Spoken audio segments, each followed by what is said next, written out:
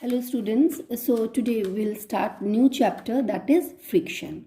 So please pay attention, and if you have any doubt you can clarify your doubts during live class also. Okay, now what is friction? As I have told you in the previous chapter, friction is a force which opposes the motion of a object. Okay, when one object it moves over the other object, then between the two objects, okay, what happens, a force of friction comes into play and it opposes the motion of the object which moves over the other object. Now you can see here if we try to move a box, okay, what will happen, we are moving the box, we are pushing the box, here they are pushing the box, but the box does not move. Now you can see here see they are moving the box, okay, but the box does not move. Now you can see the surface of this box and this ground, they are in contact with each other, okay, and frictional force is a contact force. Now what happens, the force is applied in the forward direction,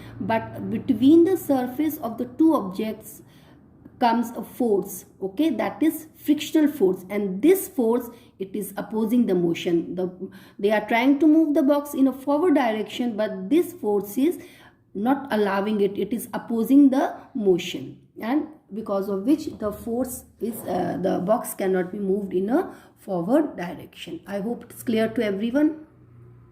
Okay, so same way when you can see here a ball moving on the ground, okay, a ball, when a ball it moves on a ground, it does not keep on moving and moving and moving from here, moving only that ball. It stops after some time. First it moves fast, then slowly the speed decreases, and at last it stops. Why? Because now this ball, it is, suppose this is the ground, okay, now this ball is moving on the ground. Now you can see the surface of this ball and this ground, they are in contact with each other, okay. Now the ball is moving in front, but between the surface arises a force which is called as frictional force, and this force opposes the motion of the ball, thereby decreasing its speed, and ultimately the ball stops, okay, when the frictional force becomes more than the applied force. So that is why first the speed will decrease, and then what will happen, the applied force will become lesser and frictional force will become more, and the ball will ultimately stop. So what is a frictional force? Frictional force is that force which always opposes the motion of one object over the another object in contact with it. It is not always that the ball is moving on the floor.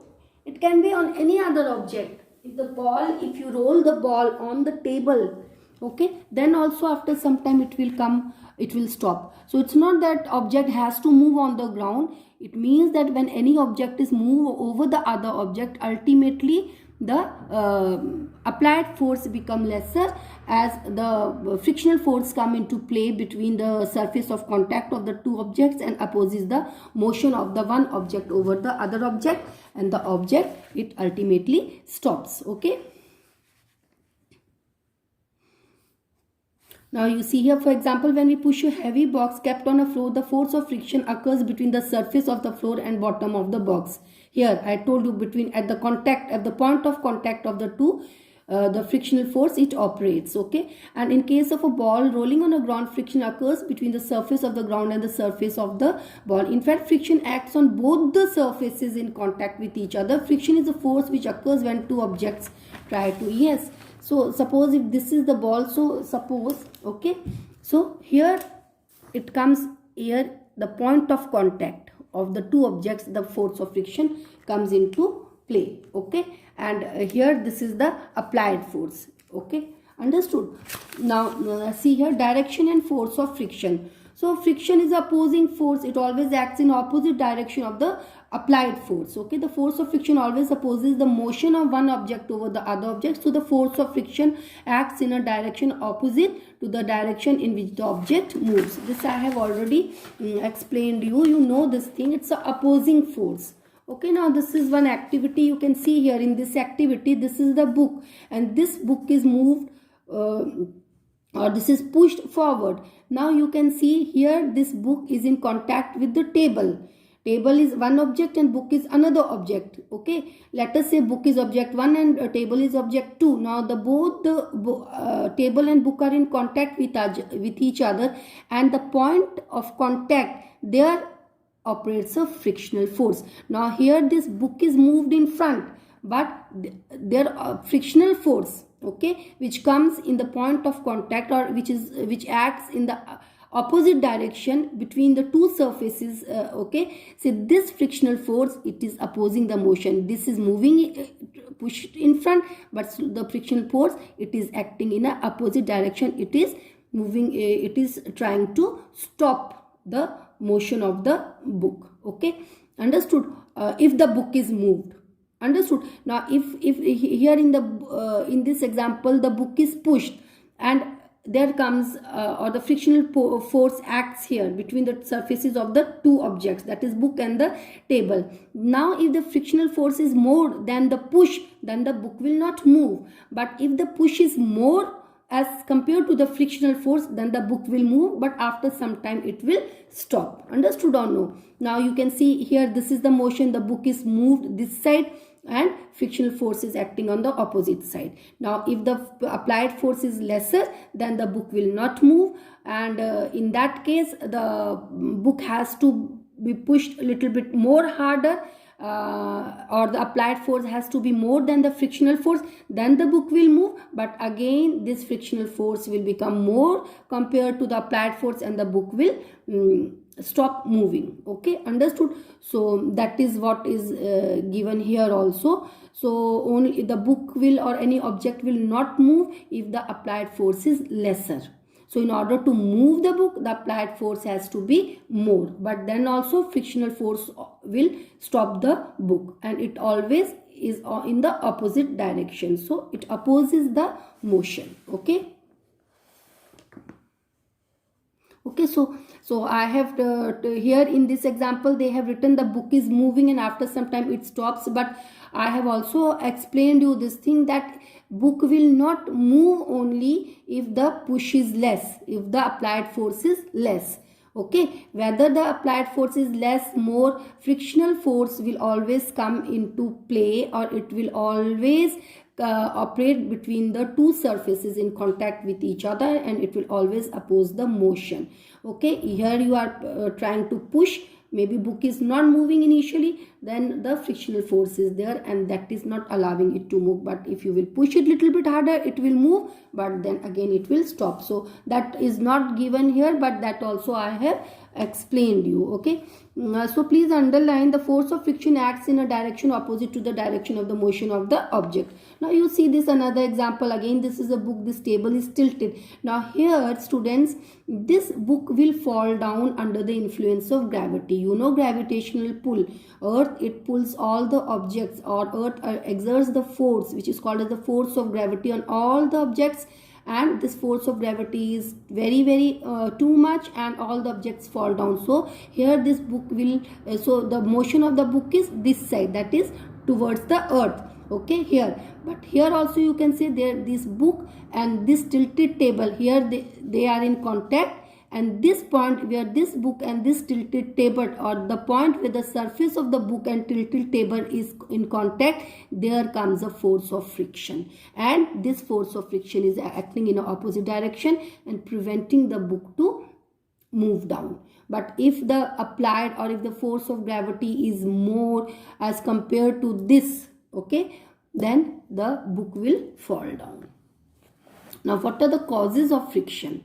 Now students, the objects may look smooth to us, but actually when you will see these objects under the microscope, you will see the objects are not smooth, they have rough edges. Okay, and students, these rough edges are called as irregularities. Not only the ground, if there are two objects, let us say there is a book and a table, it may appear to be smooth, but when we view it under the, or when we see it under the microscope, it appears that it looks or you can see the rough edges, and these rough edges are called as irregularities. Okay, now I will just show you. Suppose this is one object. Okay, so it will appear to be smooth, but it will have such type of rough edges, and this is called as irregularities. Okay, now suppose this is another object. Okay, so this another object will also have the irregularities. Okay, this is object B and this is object A. So both the objects will have such type of rough edges which are called as irregularities. And what happens when one object is moved over the other object, then these irregularities, they get locked. There is an interlocking between the irregularities, and which prevents the motion of the object. Okay, so it is due to the interlocking of the irregularities. You can see irregularities of when we try to move one object, okay, over the another object, the irregularities present on their surfaces, on both the surfaces, they get interlocked. Okay, and there arises a force of friction between the point of contact of the surfaces of the two objects. Here there is an interlocking, and here arises the force of friction. Suppose this object is moved this side. Okay, this is the push, or you can say this is the pull. Okay, now then this force of friction will act in a opposite direction. Understood? The interlocking of the irregularities of two surfaces opposes the motion of one object over the other and give rise to force of friction. It is just because of the irregularities. Thus, friction is caused by interlocking of the irregularities in the surface of the two objects which are in contact with each other. You can see here also, this is one object, this is another object. You can see both the objects are having irregularities. Here, object A, object B, both the objects are having irregularities, and there is an interlocking of the irregularities. Okay, and due to which here this object is pulled this side, the force is applied force is this side, but the force of friction will act in the opposite side. Understood on? Now you know, students, if the surface is smooth, see, I told you even the smooth surface also has a rough edge, but the rough edge or the irregularities, you can say, are lesser in compared to the rough surface. So interlocking will take place even in the smooth surface also, but very less. So if there is a less interlocking, obviously the force of friction will be less, and the applied force and the object can move with a greater speed. Okay, now if the surface is rough, see, I will just tell you here. Suppose if this is a smooth surface, okay, now in smooth surface there will be irregularities, but very less irregularities. Okay, suppose both the surfaces are smooth, both the surfaces will have irregularities, but the irregularities will be very less. So interlocking will take place, but not so much, not so stronger interlocking. Okay, and the force of friction will be lesser. So if force of friction will be lesser, the object can move properly. Okay, definitely the object will stop, but still compared to the other case it will move. If the object is rough, okay, if the object is rough, what will happen? In the rough object there will be more edges, or there will be more interlocking. See here. Okay, now this is another object. Here there will be, okay, understood here. So here there is an interlocking, and the interlocking is strong because it is rough. These edges, these irregularities are deep, and the interlocking will be strong. Okay, and there will so force of friction will operate. Okay, it will come into play, and this force of friction will be more now, because see here the interlocking was not so deep. Okay, because edges were not so deep, irregularities were not so much and not so deep, so interlocking was not so much, and if there was interlocking then also not so deep. But here you see the edges are so deep, here rough edges, irregularities, so they interlock more strongly and force of friction is more. So in compared to the smooth edges, the rough edges, there the force of friction will be more. Even the objects which look smooth also have some irregularities. Okay, I hope it is clear to everyone. So this is what is given here about block A and block B. You can see two wooden blocks A and B kept one over the other. Please note the rough surfaces of this wooden block having a lot of irregularities. When we pull the upper wooden A over the lower wooden B by applying force, then the irregularities of the rough surfaces get entangled. Entangled means locked with one another, and applying the force, then the irregularities of the rough surfaces, okay, with one another. Okay, The interlocking of the surfaces give rise to force of friction which opposes the motion of the upper block A over the lower block B. That's what I told you. When we are trying to move it, there is the interlocking of the irregularities, and the block A here, force of friction will come into play and it will oppose the motion of block A over block B. Here this block A is pulled, so there is an interlocking of the irregularities and force of friction will oppose the motion of block A over block B. We are able to move block A only over block B only when we apply sufficient muscular force while pulling to undo the interlocking of surfaces and overcome the opposing frictional force that I have told you. Okay, if the applied force, if we pull this block with more force, what will happen? Then we can undo the interlocking and the object can be moved. Okay, because now the applied force will become more than frictional force. The block A moves over block B only when the pulling force applied by us become greater than the force of friction holding them together. That is what I have already told you. What is a spring balance? Spring balance is a device which is used to measure force acting on a object.